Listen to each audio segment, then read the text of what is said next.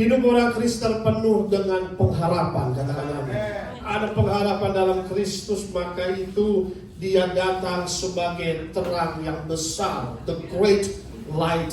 Hari ini saya akan berikan firman yang sangat luar biasa yang Tuhan berikan dari kitab Yesaya pasal 9 ayat pertama, terang yang besar.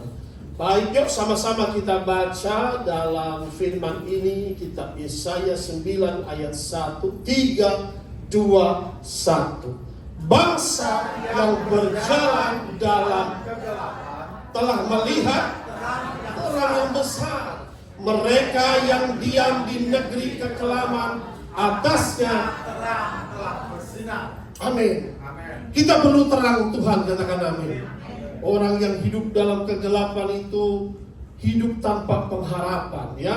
Maka itu saudara terkasih dalam Kristus, inilah janji mengenai sang terang dunia. Terang yang besar yang menyinari bangsa-bangsa. Dikatakan bangsa yang berjalan dalam kegelapan melihat terang yang besar, ya. Dalam bahasa Inggris disebut itu adalah great light. The people that walked in darkness have seen a great light. Jadi sini sebagai terang yang luar biasa, terang yang besar. They have dwelt in the land of the shadow of death, upon them had the light shined. Jadi saudara terkasih dalam Kristus, di sini katakan mereka yang diam dalam bayang-bayang maut, mereka yang berjalan dalam bayang-bayang maut, negeri kekelaman itu, shadow of death, atasmu terang telah terbit, katakan amin. Wah, ini adalah janji yang luar biasa, ya. Ada satu pengharapan. Saudara, orang yang berjalan dalam kegelapan itu, orang jalan dalam kegelapan itu seperti orang buta. Dia tidak tahu arah yang dia harus jalan. Maka itu gambaran orang berjalan dalam kegelapan itu gambaran orang yang tersesat, gambaran orang-orang yang terhilang. Tapi syukurlah bahwa sang terang itu lahir 2000 tahun yang lalu. Dia dengan terang Injil menyinari bangsa-bangsa yang sedang berjalan dalam kegelapan dosa, yang mengikat manusia dalam dosa. Maka itu firman Tuhan sudah berkata, oleh Injil kamu diselamatkan. Asal kamu percaya, teguh berpegang pada Injil itu. Maka itu saudara terkasih dalam Kristus, Injil adalah kabar baik bahwa sang terang lahir dan datang mendiami, yaitu untuk menerangi setiap kita yang berjalan dalam kegelapan. Inilah satu kabar baik Injil. Maka itu ketika Yesus lahir, kita bisa melihat malaikat bersorak-sorai. Sang terang hadir, yaitu terang yang besar, sehingga mereka melihat malaikat-malaikat itu, ya. Kabar kesukaan bagi segala bangsa, sungguh sukacita yang luar biasa. Maka itu ayat kedua dalam Yesaya 9, ayat kedua di situ dikatakan apa? Next slide. Boleh Pak Jimmy bacakan Yesaya 9 ayat 2, sukacita besar. Yesaya 9 ayat 2, engkau telah menimbulkan banyak sorak-sorak dan sukacita yang besar. Mereka telah bersukacita di hadapanmu, seperti sukacita di waktu panen, seperti orang bersorak-sorai di waktu membagi-bagi jarahan. Amin. Engkau telah menimbulkan banyak sorak-sorak. Nah, inilah sorak-sorak itu gambaran orang bersukacita. Sukacita yang besar, ya. Mereka bersukacita di hadapanmu seperti sukacita waktu panen, seperti orang bersorak-sorak waktu membagi-bagi jarahan. Perhatikan di sini, sukacita yang besar. Berarti pertama apa? Waktu sang terang yang besar itu hadir, ada sukacita yang besar, katakan amin. Bukan saja sukacita yang besar, bahkan di sini dijanjikan waktu panen yang melimpah yang akan terjadi. There will be a great harvest because of a great light. Waktu ada terang yang besar, akan terjadi penuaian yang luar biasa. Bangsa-bangsa diselamatkan, bangsa-bangsa akan melihat terang itu, katakan amin. Makanya dikatakan jelas, engkau telah menimbulkan banyak sorai, sukacita yang besar. Bahasa Inggris dikatakan, you have multiplied the nation. Wow, satu janji yang luar biasa mengenai hadirnya sang terang ini. Bangsa-bangsa akan dilipat gandakan. Bangsa-bangsa akan mengenal sang terang itu melalui Injil. Sehingga you increase your joy. Mereka akan bersukacita. Rejoice before the people at the harvest. Mereka akan mengalami suatu penuaian raya. Ya, ini penuaian yang besar, saudara. Sehingga dikatakan apa? Maka dikatakan warriors rejoice dividing the plunder, seperti membagi-bagi jarahan. Pada saat bangsa Israel menang dalam peperangan, itu ada goodies, itu ada satu harta-harta yang melimpah dari seberang, saudara. Maka itu, saudara, ketika kita diselamatkan, harta benda seberang akan beralih kepada orang-orang benar. Beri tepuk tangan yang meriah bagi Allah kita. Engkau akan diberkati, katakan amin. Sukacita yang besar, terang yang besar itu hadir. Nah, saudara, kita akan belajar bahwa dalam kitab Yesaya pasal 9 ini ada beberapa poin yang saya catat. Next slide. Kelahiran sang terang membawa sukacita. Jadi dalam kitab Yesaya pasal 9 merupakan bagian yang adalah satu nubuatan tentang Mesias, tentang kelahiran juru selamat atau Mesias dalam kitab Yesaya pasal 9 ini. Yesaya ini banyak menubuatkan, Nabi Yesaya, mengenai Yesus, kedatangan Yesus, kematiannya, bahkan penyalipannya, siapa dia. Nah, itu lengkap dalam kitab Yesaya, ya. Jadi dalam kitab Yesaya 9 ini merupakan bagian nubuatan tentang Mesias, yaitu Yesus Kristus yang akan datang. Pertama, waktu Yesus datang, dia membawa sukacita, katakan amin. Satu sukacita yang besar, ya, sukacita. Membawa damai sejahtera, membawa kebenaran, membawa keadilan kepada umat Allah. 4 hal. Pertama, sukacita. Kedua, damai sejahtera. Damai sejahtera kuberikan kepadamu. Apa yang kuberikan bukan seperti diberikan oleh dunia, kata Tuhan. He bring peace, membawa damai sejahtera. Yang ketiga, membawa kebenaran. Dialah sang terang dunia, yaitu firman Allah menjadi manusia. Keadilan, membawa keadilan. Yang berikutnya, ia akan membawa terang keselamatan dan pengharapan.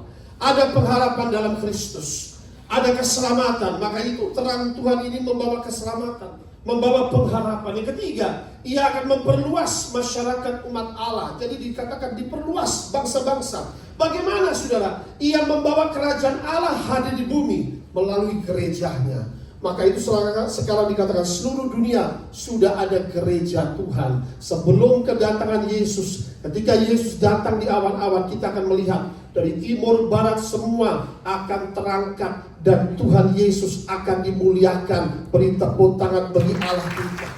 Program Tuhan, bangsa-bangsa diselamatkan, katakan amin.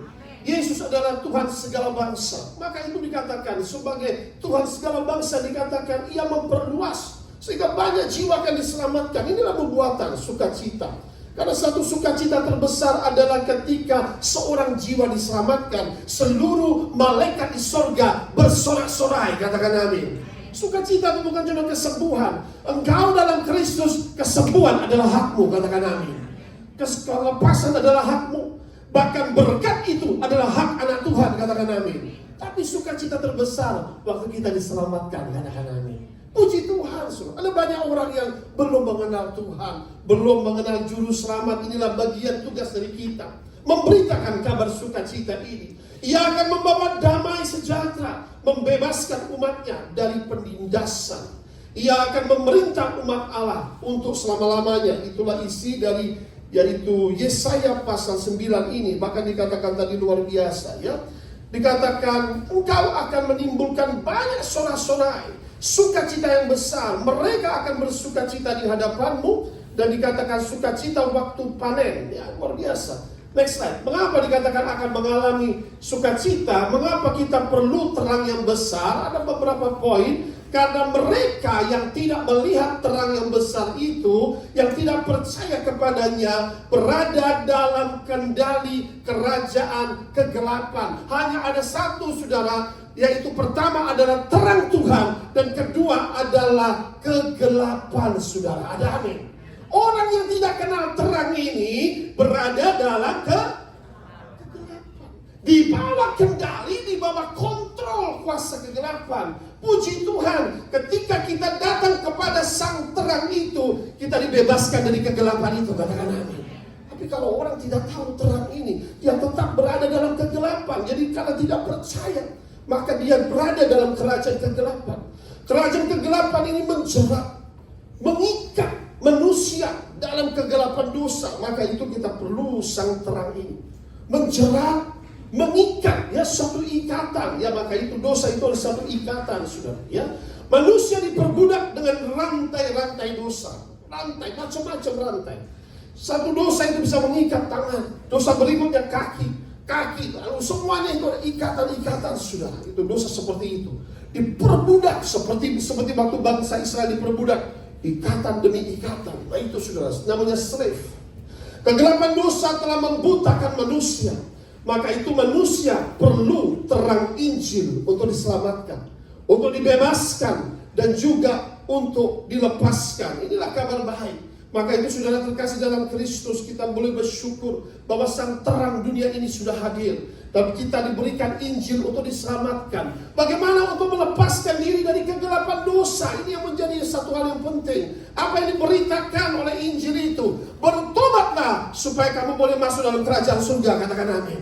Satu-satunya cara, tidak ada jalan lain saudara, supaya kita tuh boleh menerima keselamatan dari kegelapan masuk ke dalam terang yang ajaib. Cuma satu, teshuva dalam bahasa Ibrani. Kita harus bertobat. Katakan amin. Tidak ada jalan lain lagi saudara ya. Nah, bagaimana cara lepas dari kegelapan dosa? Satu-satunya cara bertobat adalah satu-satunya jalan lepas dari dosa. Katakan amin. Lihat Maria Magdalena. Dia tahu dia berdosa, tapi tanpa malu dia datang di kaki Yesus. Dia nangis di kaki Yesus. Dia ingin lepas dari dosa itu. Dia sudah nggak bisa ngomong lagi, Tuhan. Dia tahu, semua orang tahu dia siapa. Dia terikat dalam dosa perzinahan.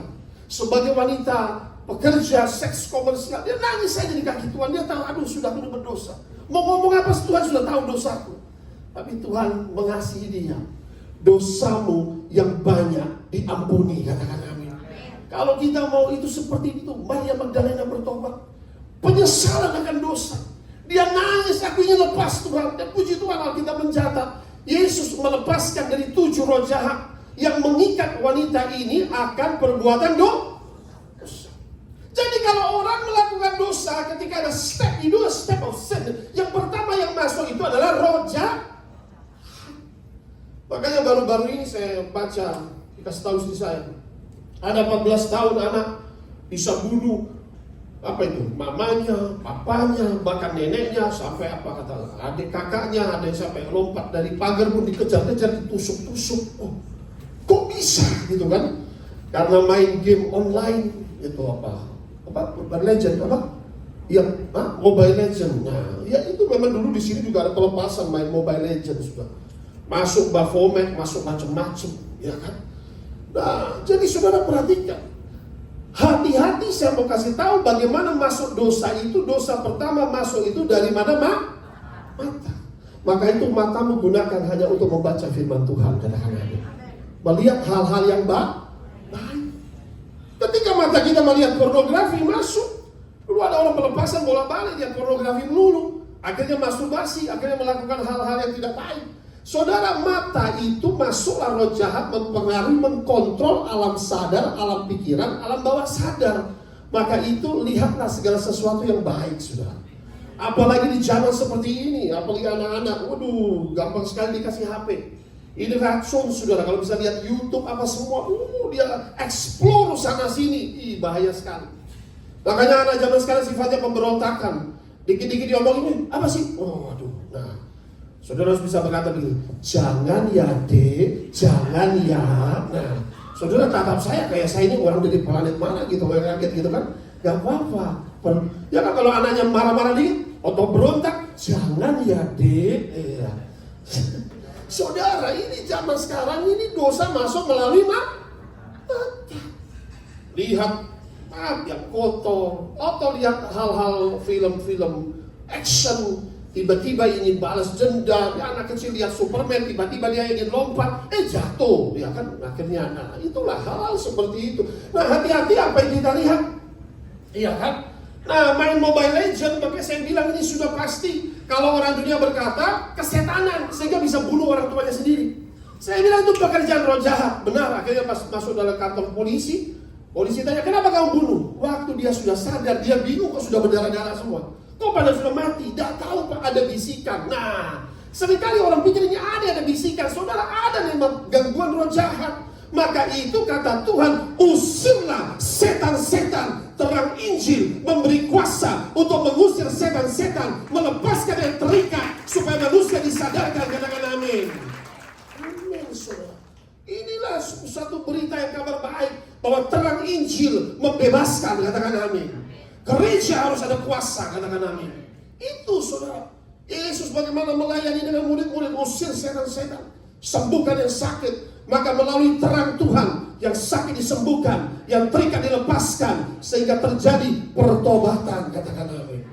Maria Magdalena melayani Tuhan. Satu-satunya jalan adalah bertobat. Ya, bagaimana Pak untuk bertobat? Dua hal yang saya catat hari ini, yang Tuhan berikan hikmat. Yang pertama, perlu tekad yang bulat. Katakan bersama, tekad yang bulat. Yuk, itu harus ambil satu keputusan. Katakan bersama saya, keputusan. Keputusan. Nggak bisa kita setengah-setengah ikut Tuhan. Kalau kita punya tekad yang bulat, maka seperti Maria Magdalena, aku tidak akan berbuat dosa lagi, katakan amin. Sekalipun nanti aku dapat uang, ya kan mungkin dia setelah bertobat, diampuni dosa oleh Tuhan. Saya percaya om yang kemarin ini mulai WA, dulu gak ada WA ya, mungkinlah katakanlah, ayo kapan lagi gitu kan? Ya ada godaan-godaan mungkin, tapi dia bisa berkata tidak terhadap dosa. No to sin. Nah itu saudara, maka ini yang penting saudara ya, bisa berkata tidak kepada dosa melalui pertama harus ada tekad yang bulat. Aku mau lepas dari dosa ini. Satu tekad yang bulat saudara ya. Nah, maka itu yang kedua, selain tekad yang bulat, ada kedua namanya pengorbanan. Kata bersama saya, pengorbanan. Maria Magdalena tahu, kalau dia nggak layani tamu-tamu itu lagi, no money, nggak ada duit lagi.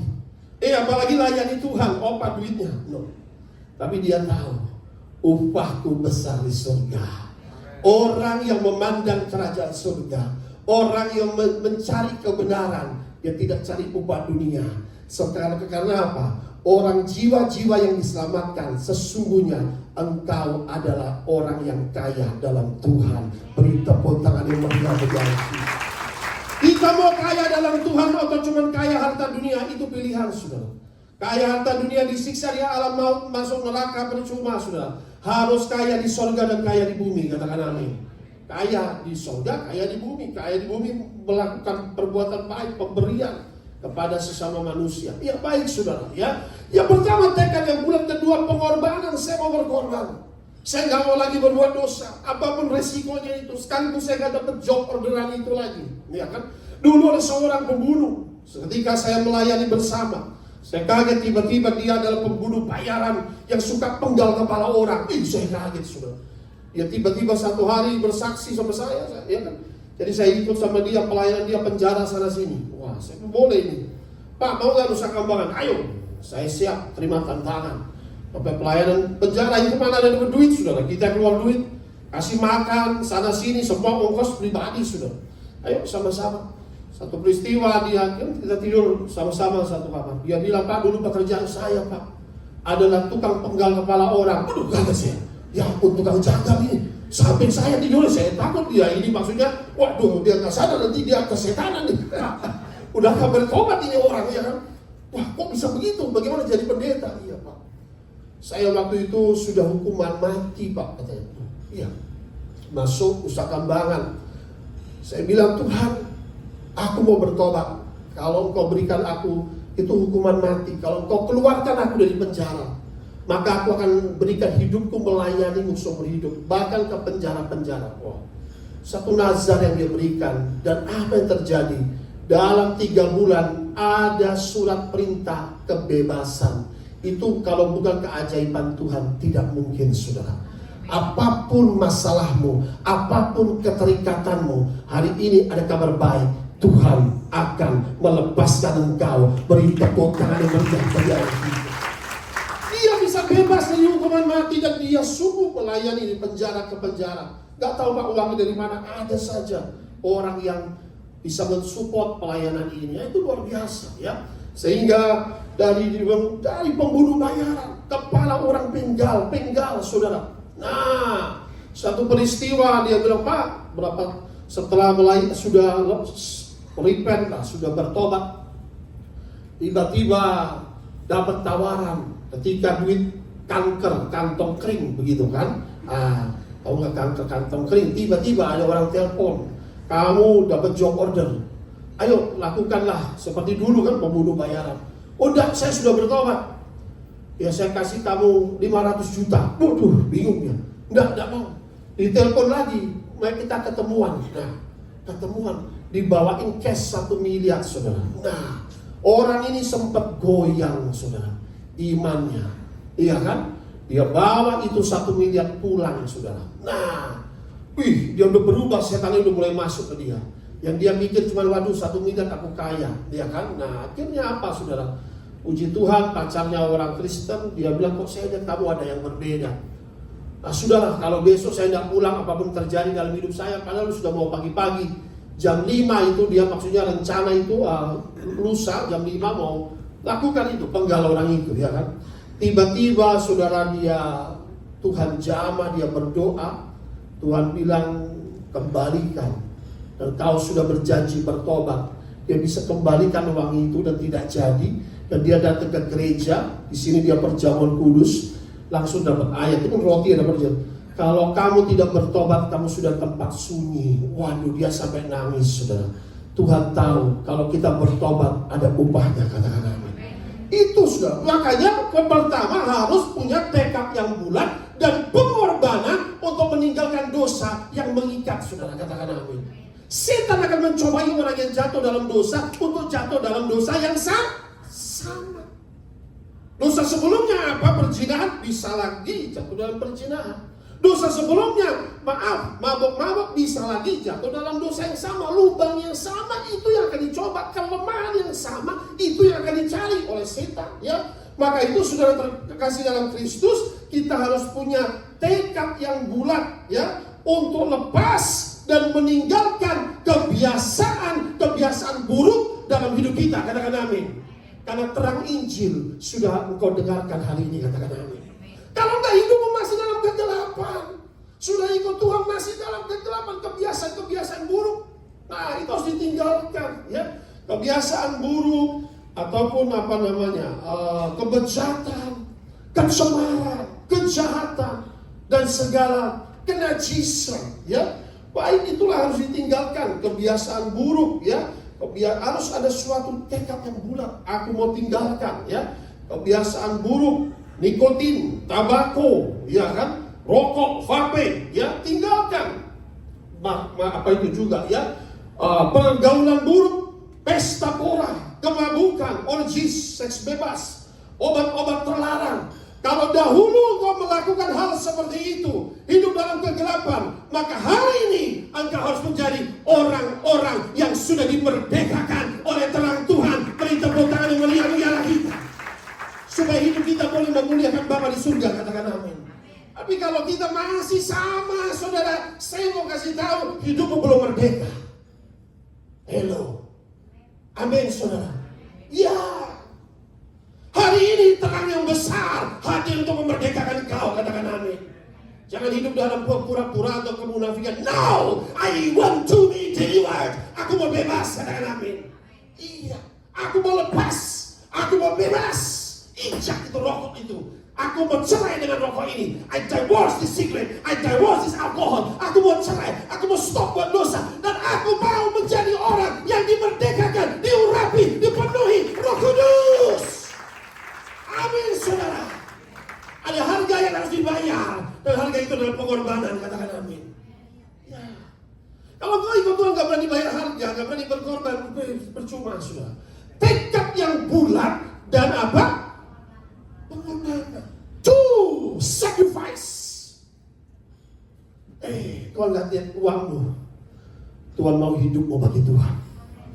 Tuhan mau tubuhmu berikan sebagai persembahan yang kudus, berkenan, tak bercacat bagi Allah kita.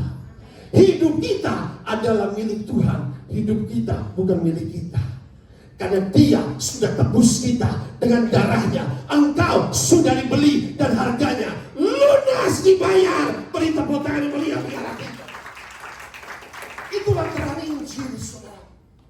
Kita harus tahu bahwa ini sangat hal yang luar biasa, ya. Maka itu ketika kita masuk dalam terang yang besar ini, kita punya tekad yang bulat. Kita mau berkorban, ya, supaya Tuhan lepaskan dari Semua kebiasaan buruk ini. Pertama kebiasaan buruk, ya, segala sesuatu. Kedua adalah pergaulan buruk. Tinggalkan pergaulan buruk. Who is your friend? And I tell you who you are. Kalau teman-temanmu orang jangkis, orang narkoba, engkau akan menjadi seperti mereka. Halo.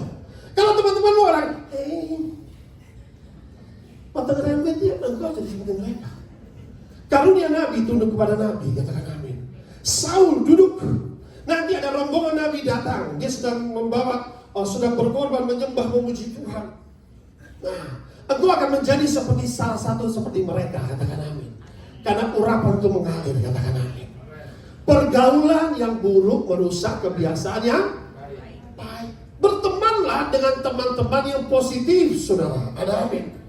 Bertemanlah dengan teman-teman yang baik. Bergaullah jangan dengan orang yang hanya akan membawa hidupmu dalam kehancuran.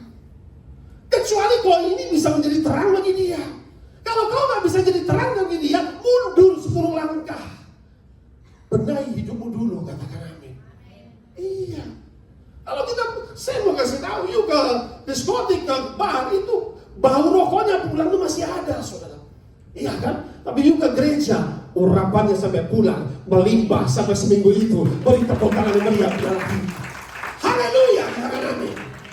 Iya.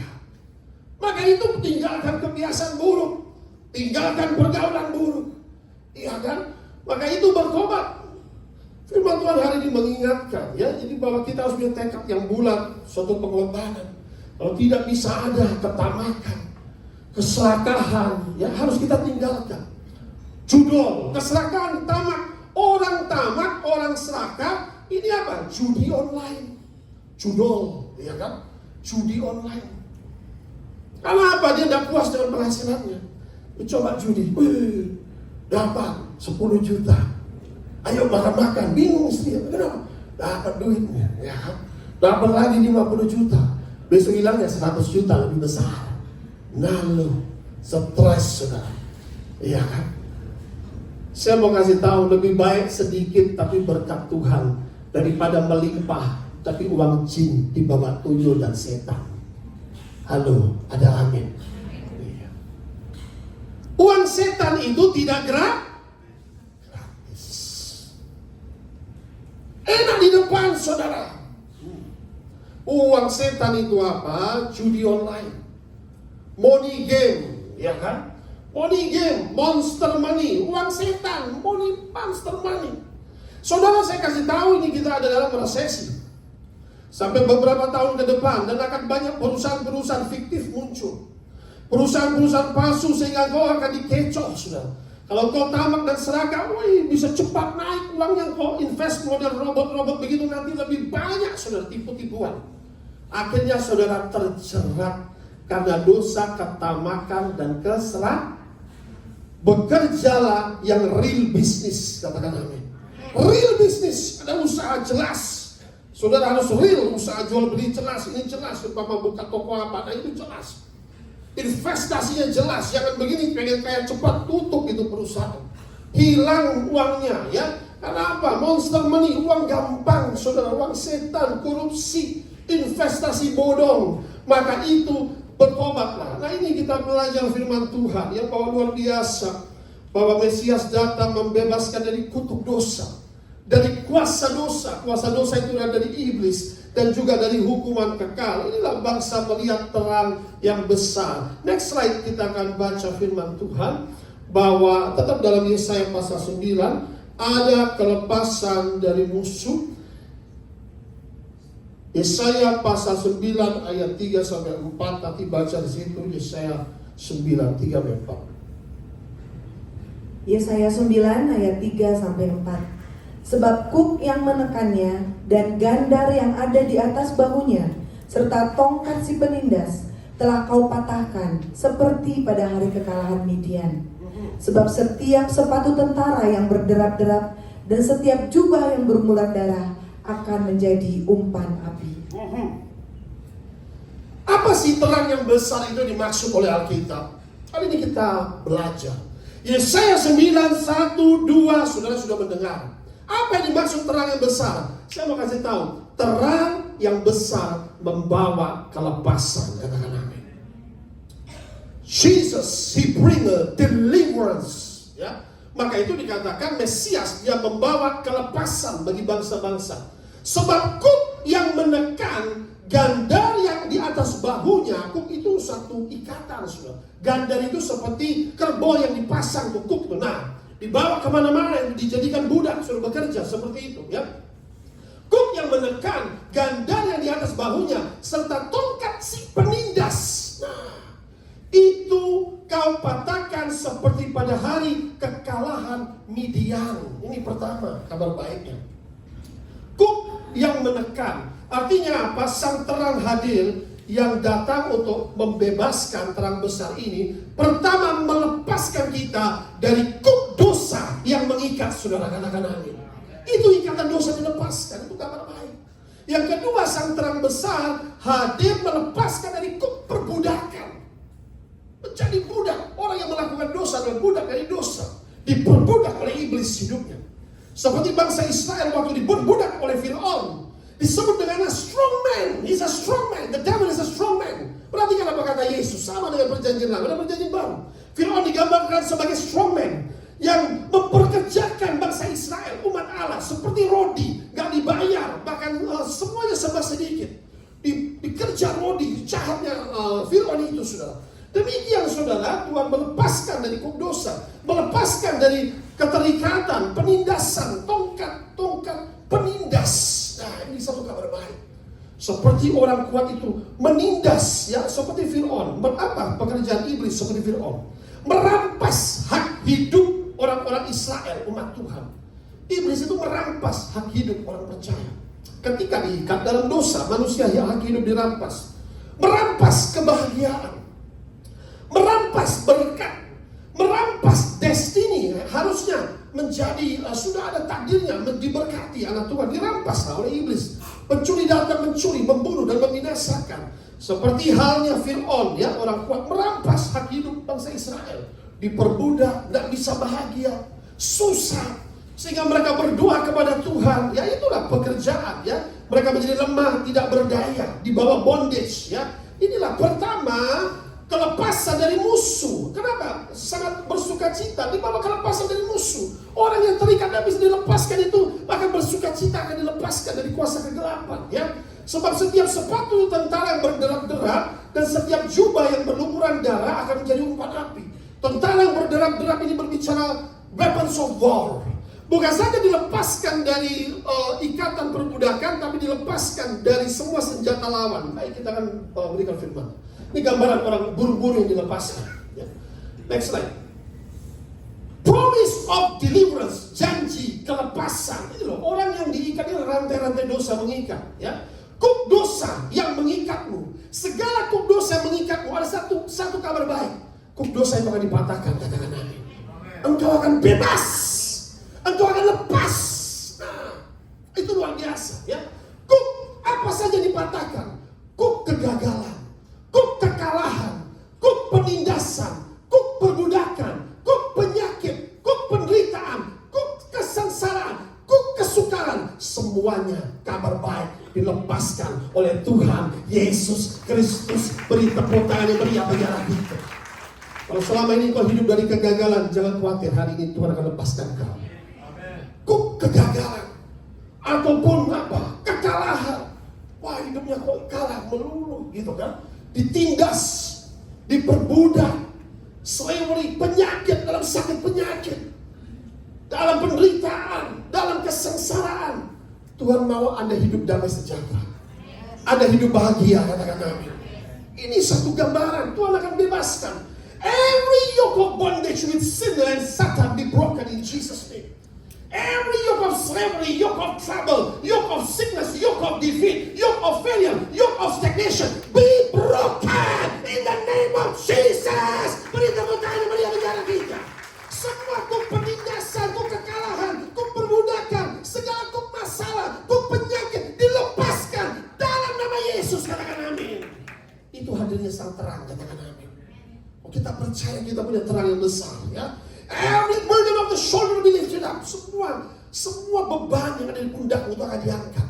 Makanya sukacita yang besar, sukacita yang melimpah. Semua beban di pundak terangkat. Apa? Beban dosa, penderitaan, itu akan Tuhan angkat. Dan sangat luar biasa. Gambaran pertama adalah janji kelepasan, sehingga Tuhan akan melepaskan umatnya, ya. Bahkan juga bukan cuma kelepasan, jadi dikatakan weapons of war, sepatu yang berderak-derak.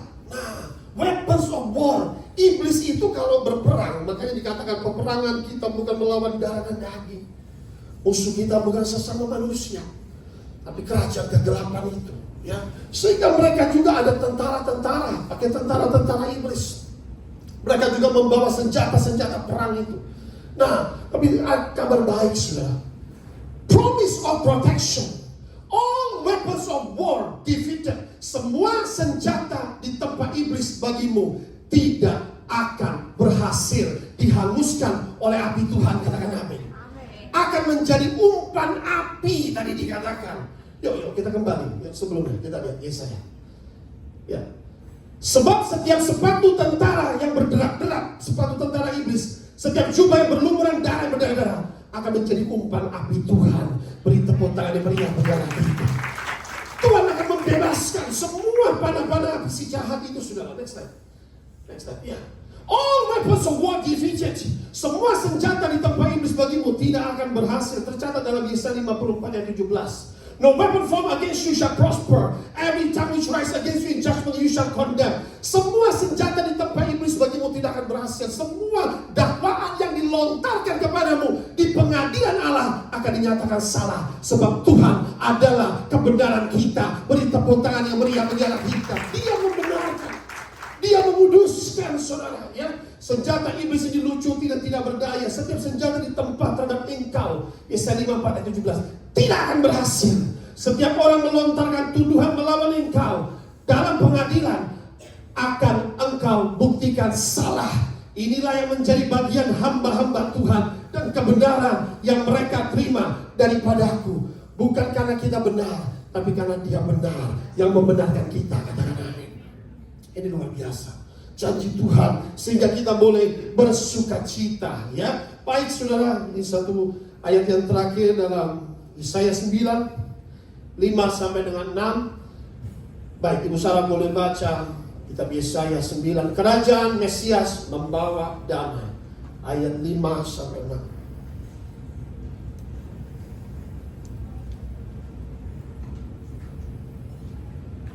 Sebab seorang anak telah lahir untuk kita, seorang putra telah diberikan untuk kita. Lambang pemerintahan ada di atas bahunya, dan namanya disebutkan orang penasehat ajaib, Allah yang perkasa, Bapa yang kekal, Raja damai. Besar kekuasaannya dan damai sejahtera tidak akan berkesudahan di atas tahta Daud dan di dalam kerajaannya. Karena Ia mendasarkan dan mengokohkannya dengan keadilan dan kebenaran dari sekarang sampai selama-lamanya. Amin. Isi dari Yesaya 9 1 sampai 4 yang berbicara bangsa yang berjalan dalam kegelapan akan melihat terang yang besar.